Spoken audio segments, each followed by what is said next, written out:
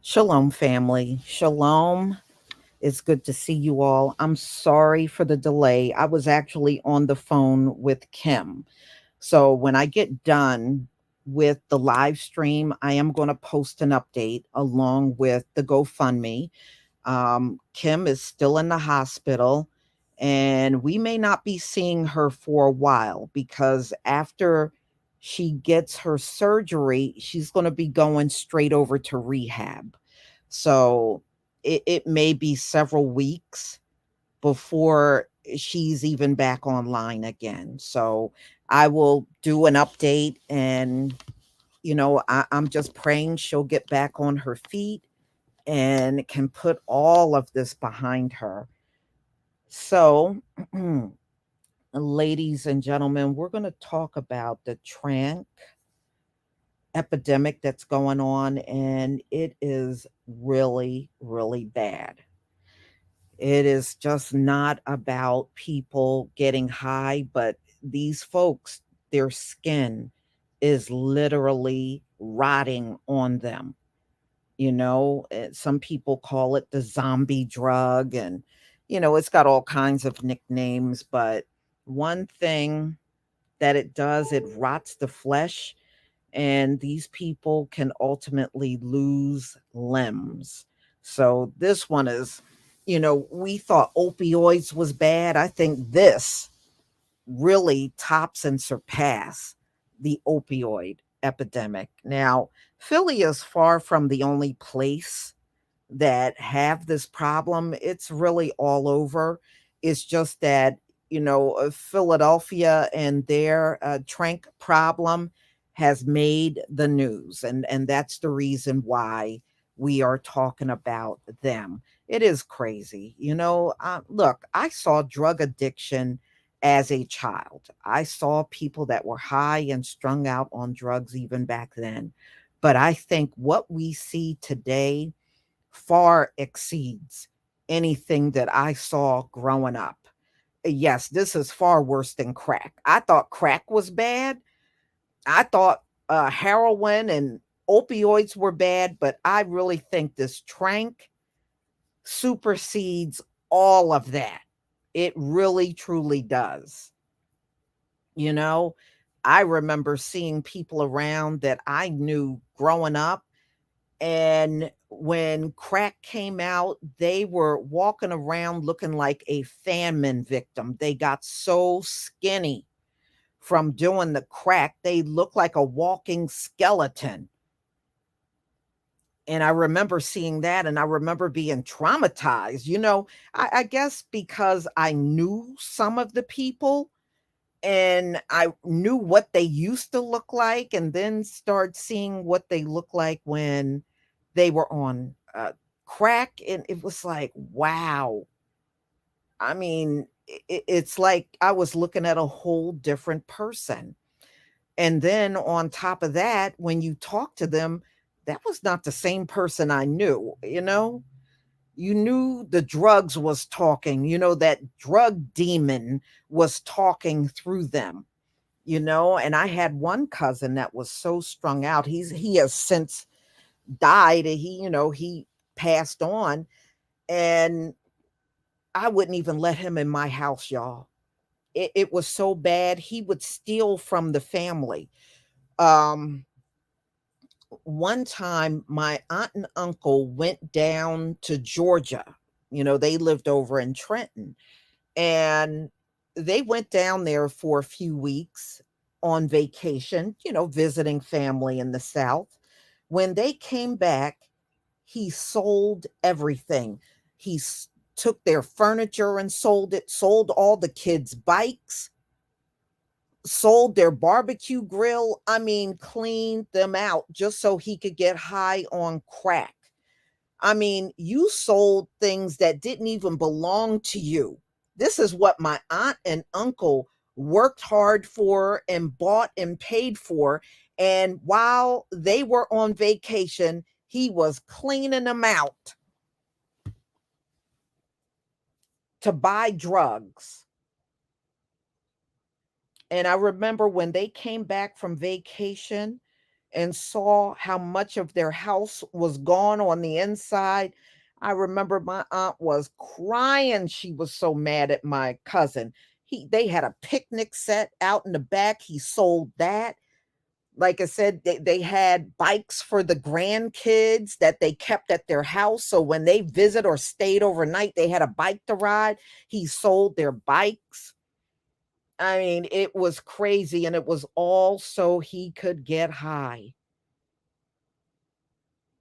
So when he would come around to visit me, he didn't get past my front porch. I would not let him in my house. I would not allow him in my house. I felt bad, because that's my cousin, but I also knew what he was capable of doing. You see, for you, that's a relative coming to visit. But for me, that's a relative coming to case the joint to see what I have and he can take and sell on the streets. That's why I had to keep him out of my house. So when he would show up at my front door, I would just sit down on the front porch with him, and it didn't go beyond that point. And it's terrible that you got to be that way with a relative, but it was just the way it was. I had to accept that. Mm, mm, mm. So let's get into this story, y'all. I'm going to share my screen. Shalom to everybody in the chat. All right.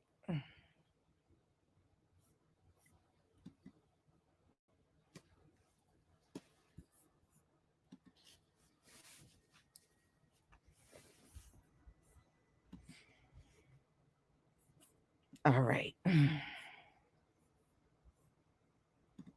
Please give me a one if you can see the screen.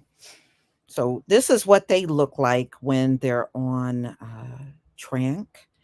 There a lot of times you'll see them slumped over on the streets, and sometimes they are on the sidewalk stretched out and you can clearly see they're high. Thank you, everybody, for giving me the ones. And sometimes they'll be slumped over in chairs. It's a very dramatic thing to see, and it lets you know drug addiction is no joke. It really, truly is not a joke. I think some people felt like when I was doing my opioid videos, and let's talk about that briefly, that I was mocking. No, I wasn't mocking, actually. What I was trying to bring to light is, see, when our folks went through the crack epidemic, there were people from other communities laughing at us, mocking it.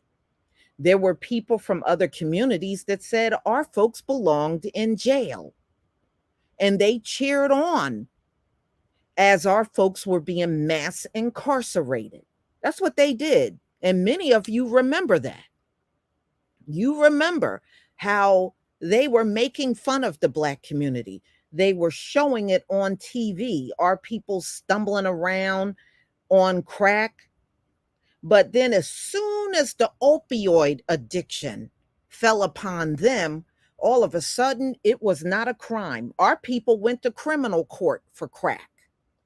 If you were a pregnant woman and you had a crack addiction and your baby died before it was born, you got charged with a murder. But then when opioids hit, oh, that's not a crime. Oh, it's a public health issue. Oh, okay. So when your people are affected by it, it's not a crime. And see, the only reason why you're saying that is because you don't want to see your people get mass incarcerated, but it was okay for that to happen to our melanated brothers and sisters. It was okay for them, but not good enough for their people. And it wasn't just me. A lot of our people were upset about that. See, in one instance, you're saying it's a public health issue, but if it's really that much of a public health issue, shouldn't you be letting these people that were addicted to drugs out of jail, the fact that you won't let them out of jail tells me that's really not how you feel. How you feel is people that look like me shouldn't be in jail. But those people over there, if they're addicted to drugs, yeah, lock them up. That's what you're really saying. Okay, you're saying that without saying it.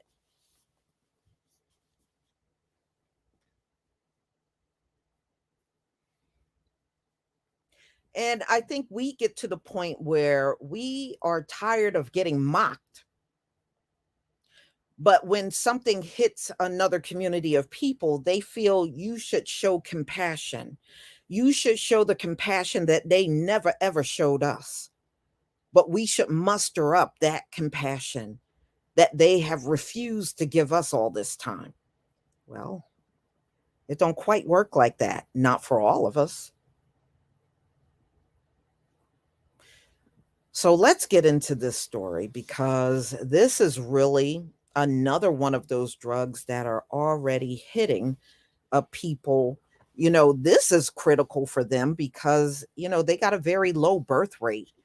And now you're losing a young generation of people to drugs, especially at a time when you really can't afford any more losses in your group. But those losses are there and they're going to keep coming. So let's talk about it, y'all. All right. Let me just turn this off for a bit. All right. All right. Let's go.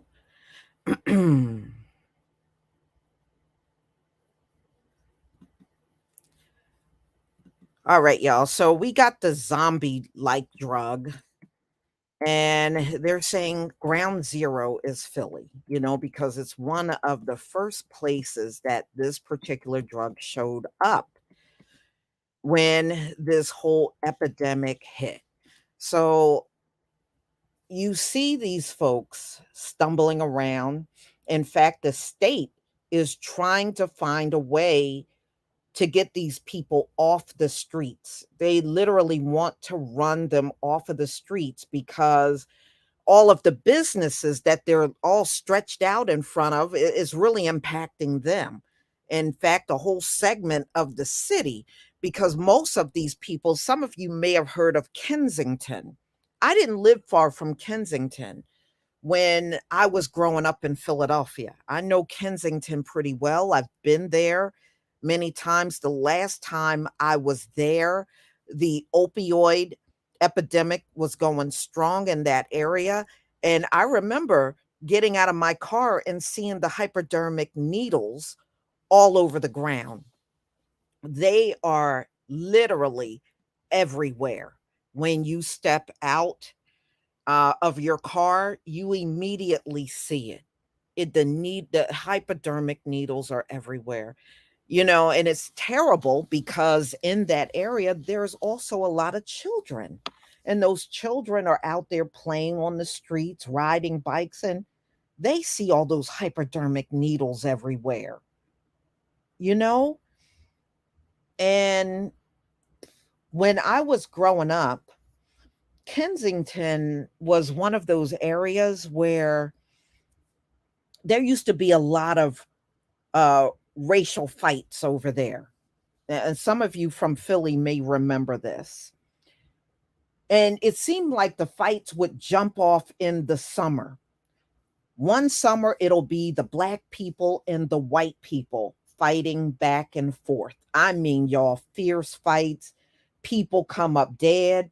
They'll kill someone in the black community. The black community would get up and kill somebody in the white community, and it would go back and forth like that all summer long. I kid you not. Then the following summer, it'll be the white people and the Puerto Ricans. So the white guy will get killed one day, a Puerto Rican guy will get killed, and it would go back and forth like that all summer long. That was more common than uncommon when I was coming up. It was either the blacks and the whites, or the white people and The Puerto Ricans, because it's a large Puerto Rican population over there. And that would happen year in and year out. Like clockwork, as soon as the weather got warm, the fighting kicked up. So you might have heard about these areas years ago. And a lot of it happened over there in Kensington. Yep, the Badlands in Philly. You got that right. Up next. Absolutely. Okay, y'all. I'm babbling enough, so let's get into this. So, um, Kensington is in the northeast part of Philadelphia, and it's now notoriously known for the illegal drug market that's over there. It is literally ground zero for drug dealing. And it's seen crowds and crowds of drug addicts are over there because of all of the drug dealing that's going on. So anytime you got an area that is locked down by the drug dealers, you're going to have the addicts to deal with as well. These addicts are in horrible shape, y'all. They are. They're walking around barefoot on filthy grounds. Some of them have on, filthy, dirty clothes where you can clearly see they've been on the streets for a long time, hair messed up, teeth messed up. They're just in bad shape. And you'll see these people all slumped over on the sidewalks, or they'll be stretched out high on the sidewalks. Some of the addicts appear to have no control at all over their bodies, and you'll see them hunched over and struggling to even remain on their feet.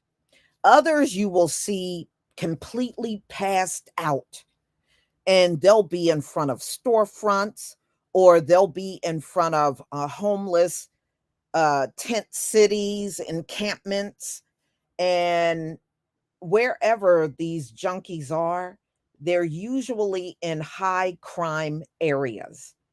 And Kensington is exactly that.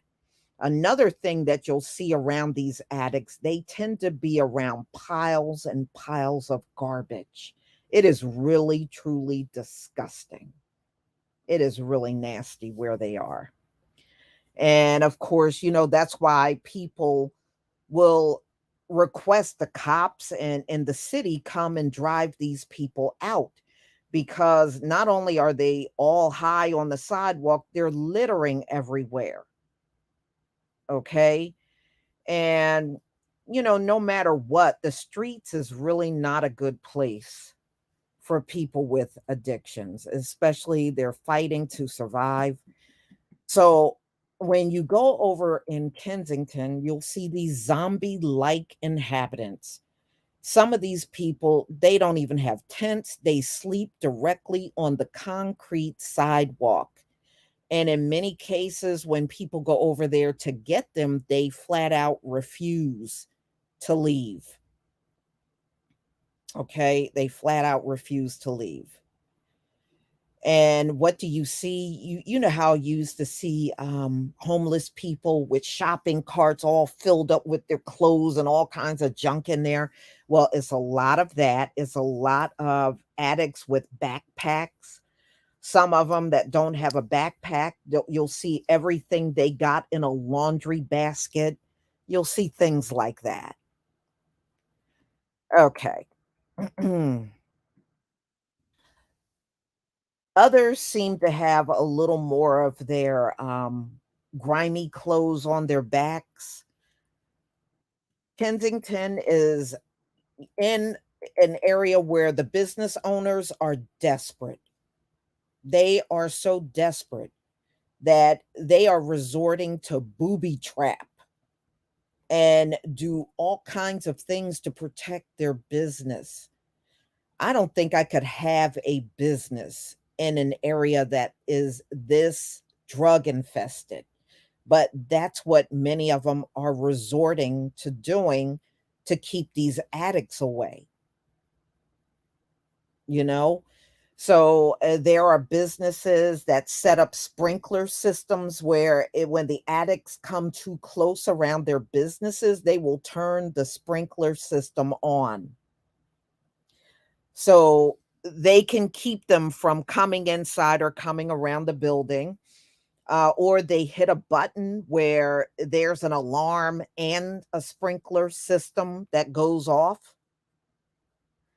Um, and they're calling this a major failure for the city of Philadelphia in handling this entire situation. Now, what is Tranq?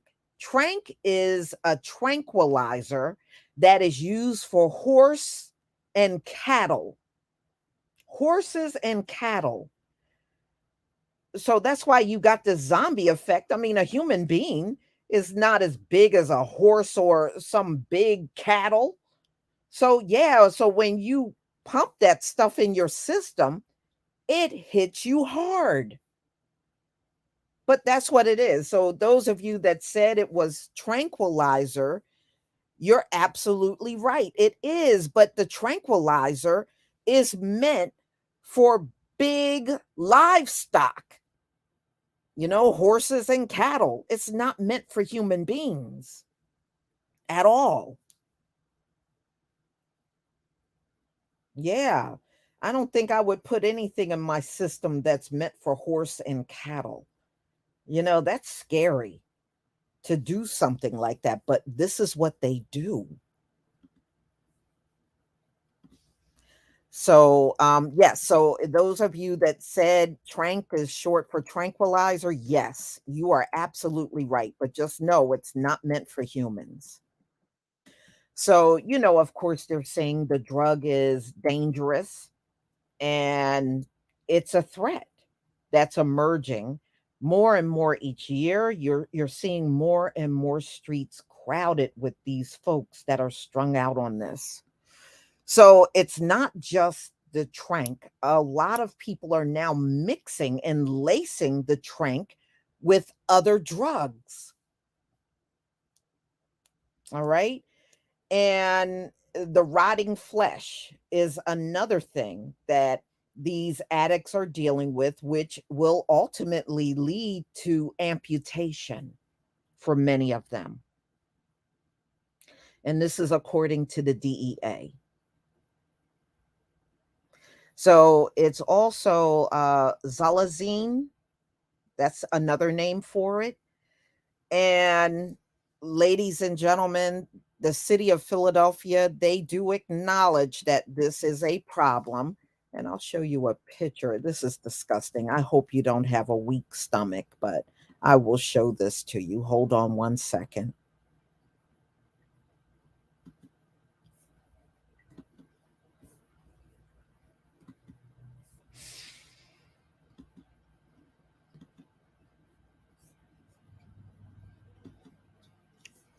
All right.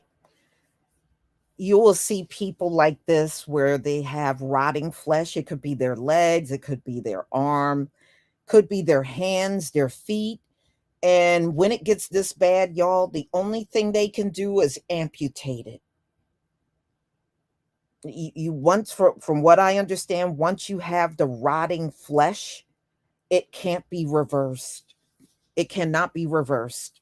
So that's why they have to resort to amputation. Now, you would think that would be scary enough and people would stay away from the drug. Well, they're not staying away from it. They are literally running to the drug. You would think it for me, it would have the opposite effect. I wouldn't want to be near anything that would rot out my flesh like that. But that is not the case with all people, unfortunately. There are many people that will just endure the rotting flesh just so they can get high.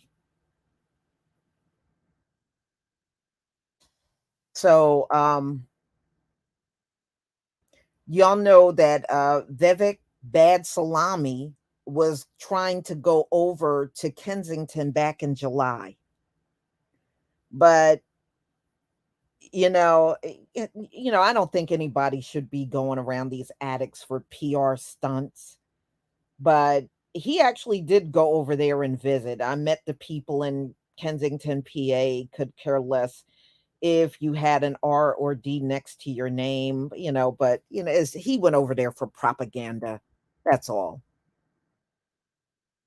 Xylazine has hit Philadelphia particularly hard, causing increased overdose deaths as well as severe wounds that can lead to sepsis and amputation. And the Department of Health over in Philly, they put out a statement in April. This is around the same time they had started an opioid response unit to tackle opioids, and now they're out there dealing with Tranq because that crisis is now overtaking opioids. Opioids is still going strong, y'all. Make no mistake about that. In fact, the opioid epidemic has been going on way longer than the crack epidemic. They can't stop it. And see, you know what stopped the crack epidemic? People getting locked up. If you got locked up, you no longer had access to the drug. So our people were put in a situation where they had to bounce back whether they like it or not. So when they start mass incarcerating people, that pretty much broke a lot of the crack epidemic. But they refuse to do that with their people. That's why opioids is still going strong because you're not doing anything to them. So why should they stop? So they said they're making plans to try to tackle the Tranq epidemic that's going on locally in the community. And they're trying to step up prevention. They're partnering with schools and places of worship to promote anti drug messaging and access to treatment programs and join forces with law enforcement agencies to disrupt the open air drug market. Ladies and gentlemen, they have done all this stuff before, and it has never stopped any kind of addiction from going on. You know, if you're not going to jail these people and you're going to just let them stay out where they have access to the drug, then you will never break the addiction. And that's why they haven't. That's why they haven't.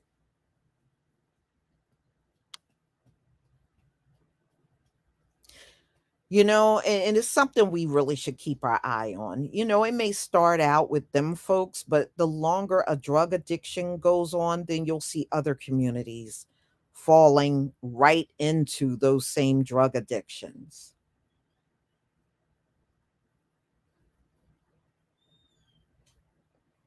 Mhm. So y'all, that's what I wanted to show you, and I hope you're all doing well. I'm asking that you all say a prayer for Kim. Um and hopefully she'll have a speedy recovery. So everybody, please enjoy the rest of your day, and we'll definitely come back and do another live stream soon. Shalom, family.